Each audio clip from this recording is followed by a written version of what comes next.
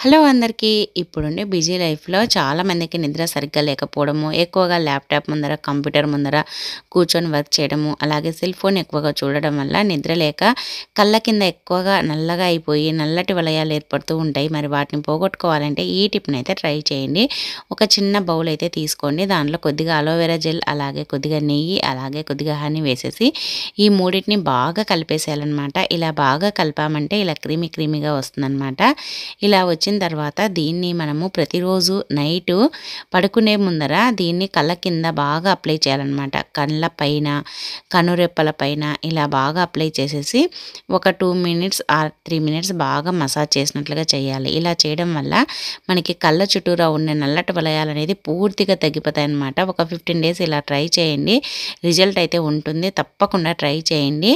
అలాగే టిప్ నచ్చితే వీడియోని లైక్ చేసి మంచి మంచి టిప్స్ కోసం మన ఛానల్ అయితే వెంటనే సబ్స్క్రైబ్ చేయండి.